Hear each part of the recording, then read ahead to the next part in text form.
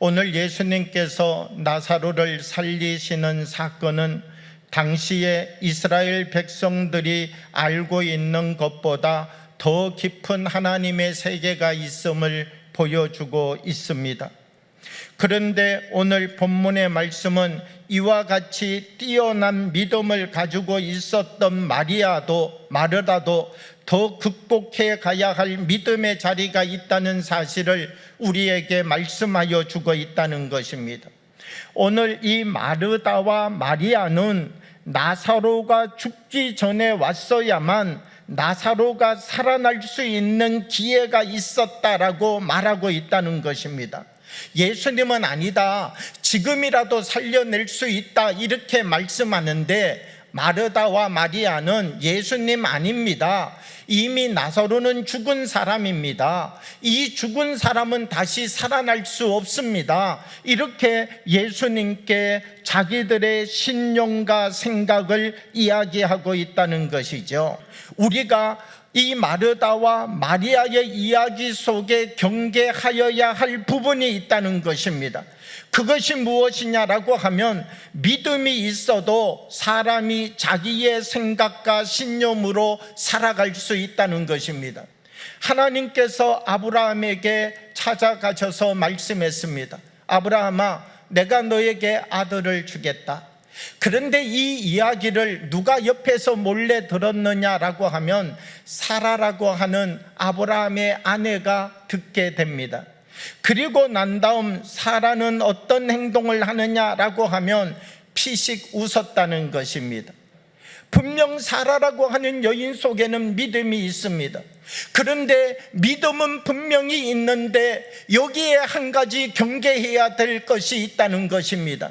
그것이 무엇이냐라고 하면, 분명 믿음은 있는데 자기의 생각과 자기의 신념대로 삶을 살아가는 모습이 이 여인 속에도 있다는 것이죠. 그런데 하나님은 이 사라에게 찾아오셔서 무엇을 말씀하십니까? 사라야, 비웃지 말고 내 말을 너도 따르기를 원한다. 사라야, 너가 가지고 있는 신념과 너가 가지고 있는 생각과 너가 계산하고 있는 판단과 다르다 할지라도 내 말을 믿고 내 말을 따라줄 수는 없겠니? 이것이 하나님이 사라에게 주시는 말씀인 것이죠. 우리는 내 생각과 신념으로 살아가는 것에서 이것을 극복하고 예수님의 말씀 앞에 끊임없이 우리를 세워갈 수 있는 사람이 되어야만 된다는 것입니다. 오늘 예수님께서 이 마르다와 마리아에게 찾아오셔서 이들에게 하시는 말씀이 무엇이냐라고 하면, 저 나사로를 살리기 위하여서는 돌문을 옮겨 놓아야만 된다. 마리아와 마르다, 너희들이 이 돌문을 옮겨줄 수 없겠니? 내 마음 속에는, 아직도 내 생각 속에는 나의 신념이 있고 나의 판단이 있지만, 내가 이 내 신념과 판단의 돌문을 굴려내고 이제부터는 주님의 말씀대로 내가 서는 사람이 되기를 원합니다. 주님이 주시는 마음을 내 안에 채우는 사람이 되기를 원합니다. 내가 주님의 말씀 앞에 서서 주님과 동역하는 사람이 되어지기를 원합니다 라고 고백할 때 자기의 문제가 고침받는 역사가 일어나게 된다는 것입니다.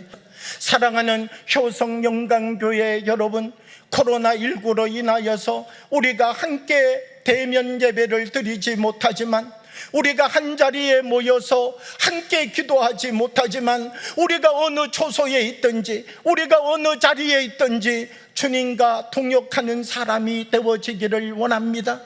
주님이 말씀하시는 말씀대로 내가 주님의 거룩한 지체로 살겠습니다. 내 안에 하나님이 주시는 거룩한 힘을 회복하겠습니다. 주님이 주시는 마음을 내 안에 일으켜서 주님이 원하시는 삶을 살아가기로 시작하겠습니다.